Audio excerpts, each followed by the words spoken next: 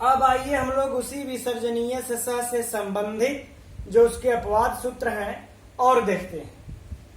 यह सूत्र भी हमारे व्याकरण प्रवेशिका में ही मिलता है, लघु सिद्धांत कौमुदी में प्राप्त नहीं होता। चूंकि टीजीटी के सिलेबस में है यह, इसलिए हमको इसको भी पढ़ना अनिवार्य है। यह सिद्धांत कौमुदी में मिलता है यह नमस पुरुष और गत्यो। यह क्या कहता है? कहता है यदि क ख प फ यह वर्ग बाद में हो, यह वर्ण इसके पहले यदि हमें क्या मिल जाए? नमस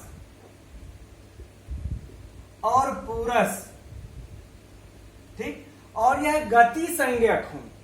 क्या हो? यह दोनों शब्द गति संज्ञक हो। तब क्या होता है?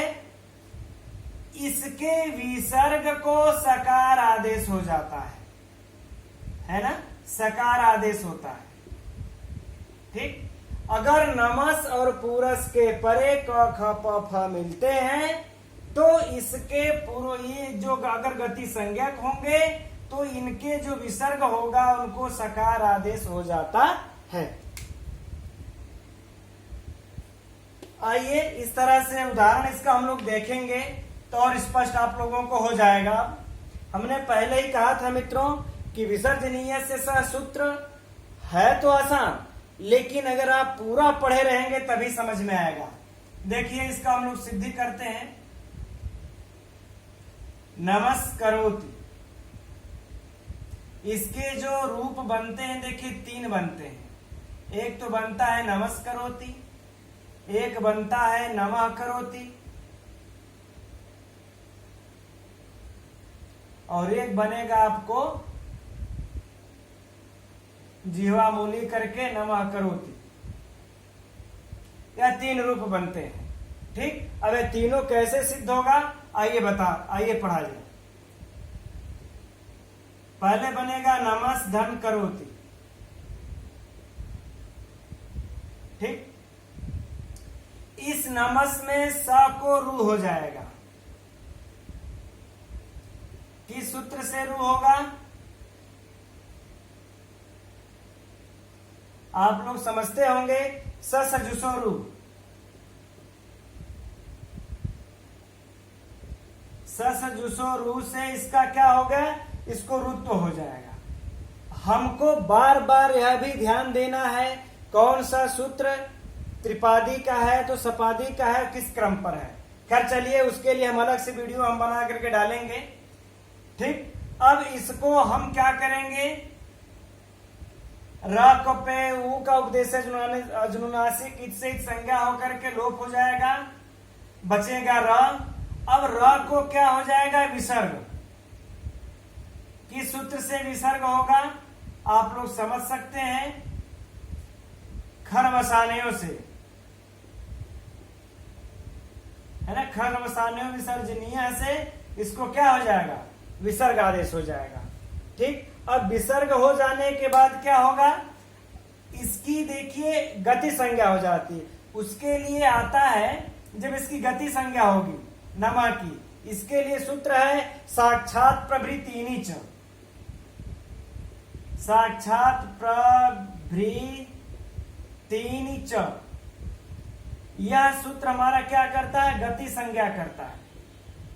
गति संज्ञा इस नमः की करेगा गति संज्ञा विकल्प से, है ना? नमः की गति संज्ञा विकल्प से। गति संज्ञा होगी किसकी? नमः की, लेकिन विकल्प से होगी, ठीक है। तो हम लोग गति संज्ञा होने पर ही पढ़ते हैं, क्योंकि यह सूत्र गति संज्ञा होने पर की बात कर रहा है। इसलिए हम लोग जब यह गति संज्ञा हो जाएगा तब पढ़ेंगे। तो जब गति संज्ञा हो जाएगा तब देखिए यह नमः शब्द है, गति संज्ञा का है, इसके बाद विसर्ग है, विसर्ग के बाद हमको क प्राप्त हो जाता है। जब क प्राप्त हो गया तो इस विसर्ग को सकार आदेश हो जाएगा। अब आप लोग ऐसा कहेंगे कि यह विसर्ग के बाद यहाँ पर खर प्रत्याहार का परे है ही, तो इसको सकार आदेश करने की इस सूत्र के द्वारा क्या जरूरत है? बात को समझिएगा।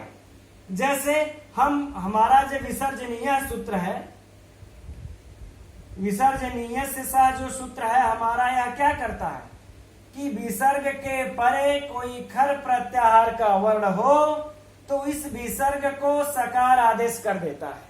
ठीक, तो यह जो सूत्र है यहाँ पर, यह जो उदाहरण है यहाँ पर हमें विसर्ग मिलता है, विसर्ग के परे क खर प्रत्याहार का वर्ण भी है, तो इस विसर्ग को तो सकार आदेश हो ही जाना चाहिए था इस सूत्र से, विसर्जनीय से स से।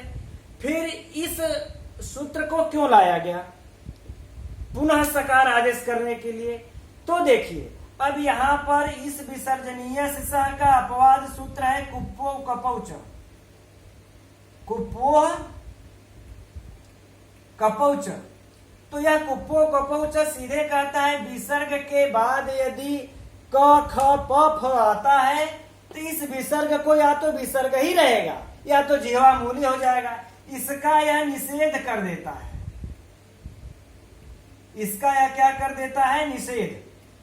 तो यहां पर हमें जो प्राप्त हो रहा था सूत्र, यह हमको कुप्पो कपौच प्राप्त हो रहा है, कुप्पोह कपौच प्राप्त हो रहा है, क्योंकि विसर्ग है, विसर्ग के बाद क है, तो इसके इस सूत्र के अनुसार या तो विसर्ग होना चाहिए या तो हमको यहाँ पर जीवामूली होना चाहिए। इसलिए महर्षि पाणिनि को पुनः से इस सूत्र को लाना पड़ा कि नमस्पुर स्वर्गत्यो, कि यदि ककार खकार पकार फकार यदि परे हो और नमा और पुर गति संज्ञक हो तो क्या होना चाहिए, सकार आदेश होना चाहिए, क्योंकि विसर्जनीय तो काम करेगा नहीं, काम तो यह कर रहा है, तो इसका निषेध सूत्र है।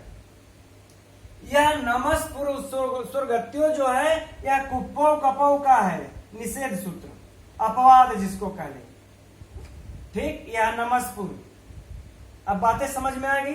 अगर हम लोग देखें तो विसर्जनीय से सा का निषेध या अपवाद यह करता है कुप्पो कपौचा, इसका भी अपवाद करता है नमस्पुर स्वर्गत्यो। ठीक, इसलिए पाणिनि को यह पुनः से सूत्र लाना पड़ा।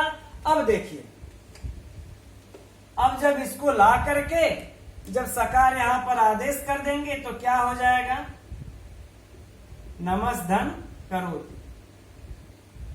ठीक, अब हम मिला देंगे नमस् करोति, बन गया।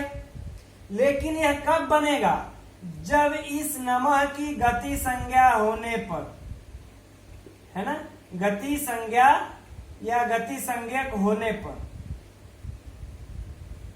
चूंकि ये जो साक्षात प्रभृतिनी च जो सूत्र है यह नमः की गति संज्ञा विकल्प से करता है, एक बार करेगा एक बार नहीं करेगा।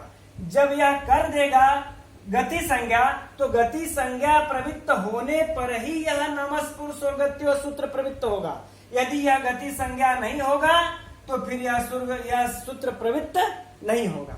तो हम लोगों का इस प्रकार से पहला रूप बन गया, सिद्ध हो गया। अब हम लोग, अब यह गति संज्ञा जब नहीं होगा तब क्या बनेगा, अब उसको देख लेते हैं। तो जब गति संज्ञा नहीं होगा तो यह जो नमा है, अब यहां पर हमको पुनः क्या प्राप्त हो गया, जैसा कि भी हमने कहा कि कुप्पो कपौच हमें प्राप्त हो रहा है। तो जब कुप्पो कपौच प्राप्त हो रहा है तो सीधे क्या हो जाएगा, विसर्ग के बाद क है तो इस विसर्ग को जीवामूली हो जाएगा और करोति। ठीक, यह कब बनेगा, गति संज्ञक या गति संज्ञा नहीं होने पर, है ना, नहीं होने पर। किस सूत्र से, कुप्पोह कपौच।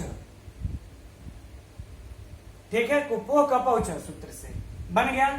अब यह कुप्पो कपौच सूत्र भी क्या करता है, एक बार तो जीवामूली करेगा और एक बार विसर्ग ही रहने देता है। तो जब यह जीवामूली कर देगा तो यह बन जाएगा, और जब विसर्ग ही रहने देगा तो नमः करोति, यह दूसरा बन जाएगा। इस प्रकार से हमें यह तीन रूप प्राप्त होते हैं, नमस् करोति, नमः करोति, नमः करोति। बातें समझ में आ गई होंगी। फिर से एक बार हम समझा देना चाहेंगे आप लोगों को कि विसर्जनीयस्य का निषेध कुप्पो करता है, कुप्पो कपौच, इसका निषेध यह नमस पुरुषोर्गत्यो करता है। अब बातें समझ में आ गई। चलिए अच्छा ठीक है, आगे और भी इसके निषेध सूत्र हैं, आगे उसको भी देखते हैं।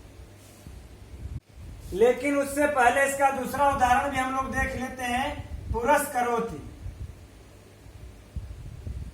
ठीक है, अब यह देखिए, इसका जब हम लोग विच्छेद करेंगे होगा पुरस धन करोति। अब फिर से वही प्रक्रिया होगी, पुररु धन करोति। किस सूत्र से रू होगा? सजुसो रू से इसको रुत्व होगा। फिर क्या होगा? पूरा र को विसर्ग किस सूत्र से होगा? आप लोग जान ही रहे हैं, खरवसानेयों से होगा।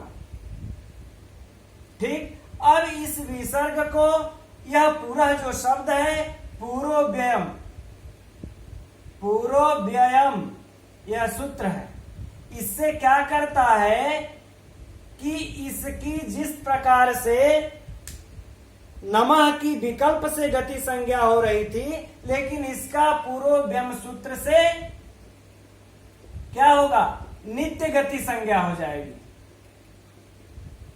नित्य गति संज्ञा हो जाएगा। किसका? इस पूरा का। जब नित्य गति संज्ञा हो जाएगा तब नमः पुरुषोर्गत्यो, इस सूत्र के द्वारा इसको नित्य सकार आदेश करना पड़ जाएगा। तो पुरस धन करोति। ठीक, जब अब हो जाएगा तो हम मिला देंगे इसको पुरस करोति।